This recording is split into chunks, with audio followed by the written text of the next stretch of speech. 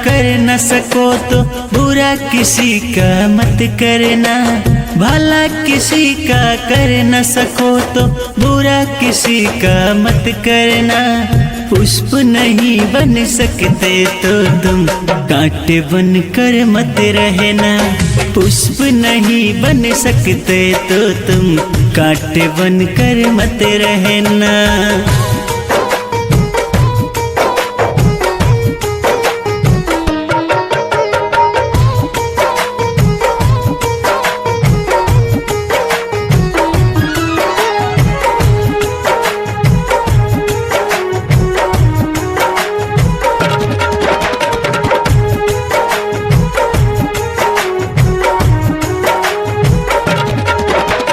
बन न सको भगवान अगर कम से कम इंसान बनो। नहीं कभी शैतान बनो, नहीं कभी हैवान बनो।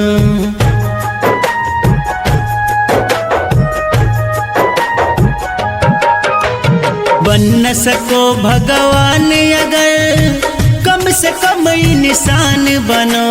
नहीं कभी शैतान बनो, नहीं कभी हैवान बनो। सदाचार अपना न सको तो पाप में पग तुम मत धरना।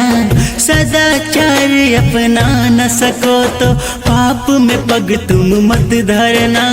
पुष्प नहीं बन सकते तो तुम कांटे बन कर मत रहना। पुष्प नहीं बन सकते तो तुम कांटे बन कर मत रहना।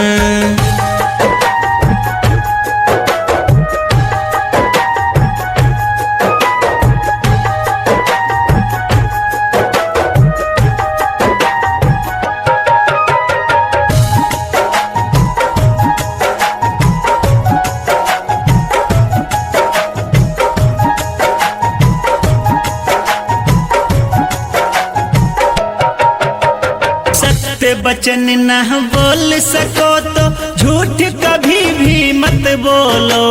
मौन रहो तो ही अच्छा, कम से कम विष मत घोलो।